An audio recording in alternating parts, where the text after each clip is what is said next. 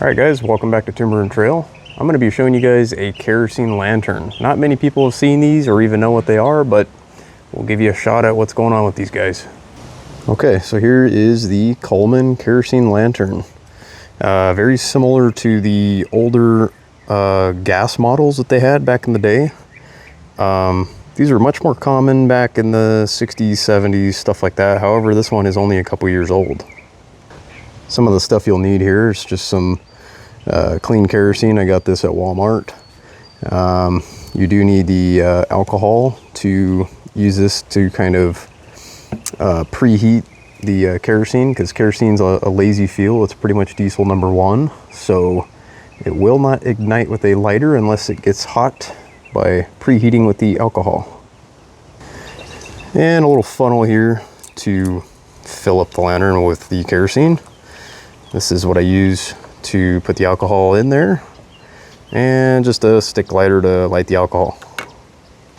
Okay, so once you've pulled off the handle, set that aside. Whoops.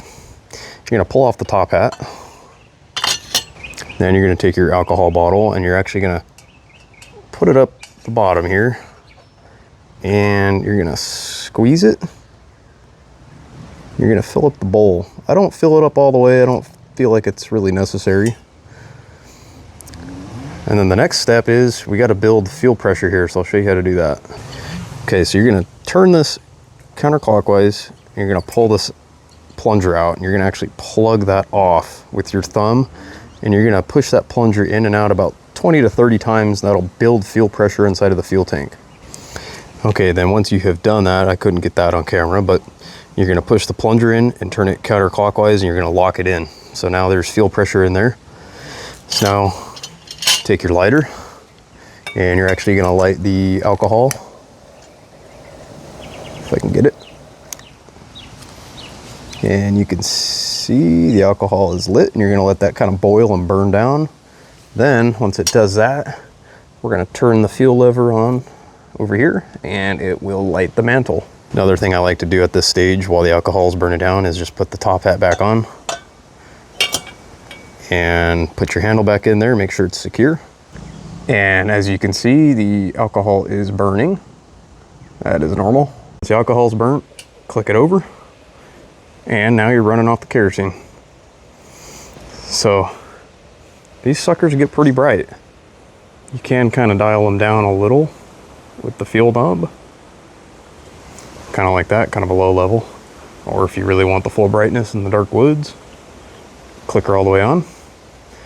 And that there is pretty much the basis of how you turn on and run a old kerosene lantern. Now, it's also worth mentioning, if you do turn this knob all the way to the off and you let it sit for more than maybe a couple seconds, it will not turn back on again. You will have to pre-light it with the alcohol again and click the fuel over and let it burn. So one thing to keep in mind, and these do get very hot, really nice in the wintertime to warm your hands up, but you will burn yourself if you're not careful. So yeah, many of you have probably never even seen these or heard of them, but they're extremely nostalgic. There's a lot of steps to them. You know, they're not as simple as just turning a switch on and off for an LED, but man, they are cool. And they put off, like I said, a nice amount of heat in the wintertime. They're kind of multi-purpose. So anyway, I think that'll conclude the video here on the kerosene lanterns. Well, hopefully you guys enjoyed that video. So for more content, like, comment, and subscribe. Thanks for watching.